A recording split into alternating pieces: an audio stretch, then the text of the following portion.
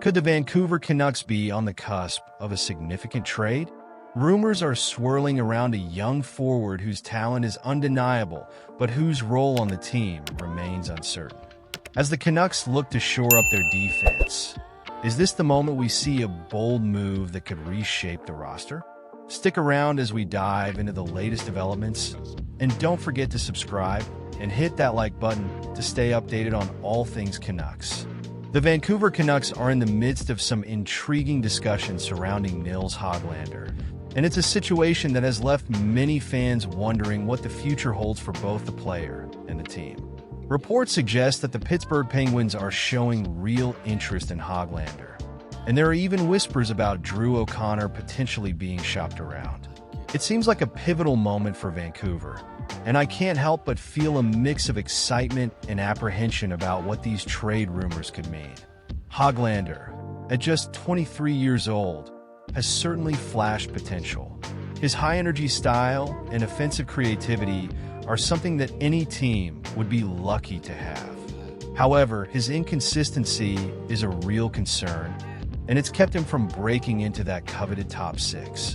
We've seen him struggle to find the back of the net, often opting to pass up scoring opportunities instead of taking the shot.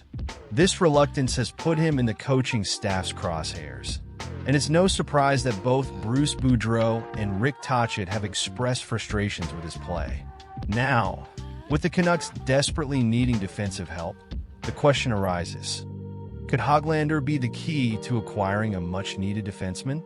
The name Marcus Pettersson has come up, and it's hard to ignore the potential fit. Pettersson's strong defensive game could fill a significant void on Vancouver's blue line. It's clear that the Canucks are looking to stabilize their defense, and acquiring a player like Pettersson could send ripples through the lineup. Plus, with general manager Patrick Allvin and president Jim Rutherford having ties to the Penguins, it seems like a trade could be a realistic possibility. But let's be honest here. Hoglander's spot on the team is becoming increasingly tenuous. Other players like Dakota Joshua have stepped up and capitalized on their opportunities, while Hoglander has struggled to find his footing.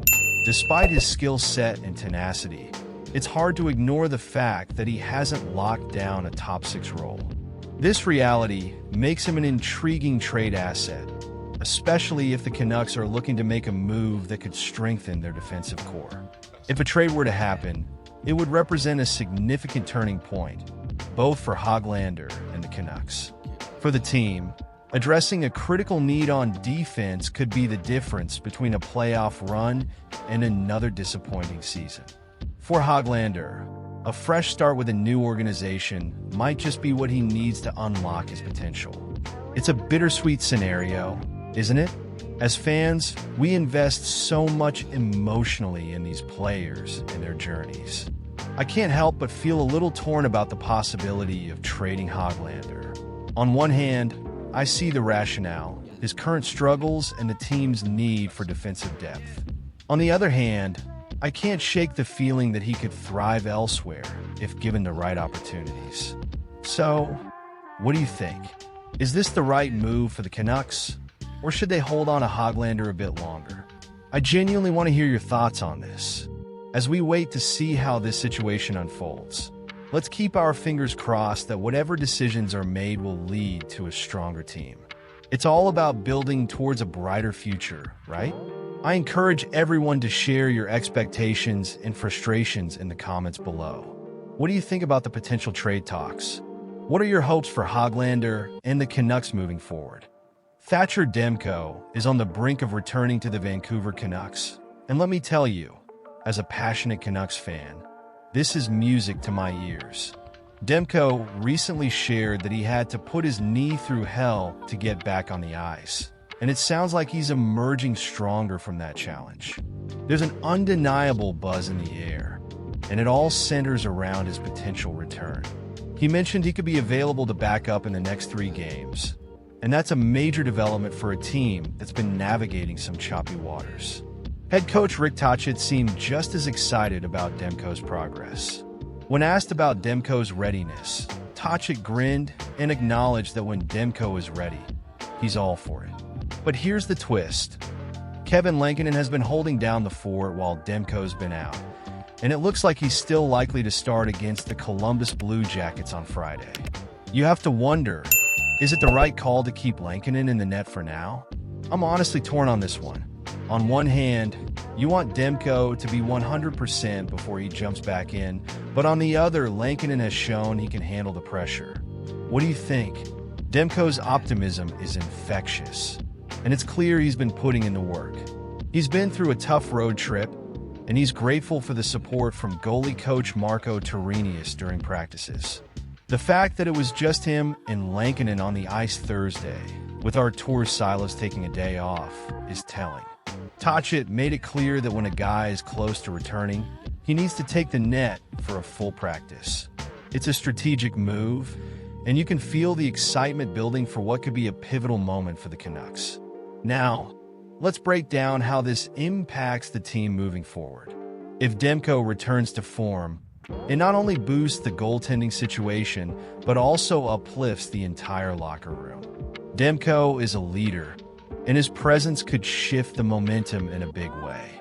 The Canucks have some tough games ahead against the Tampa Bay Lightning and the St. Louis Blues, and having their top goalie back in action could be crucial for their playoff aspirations.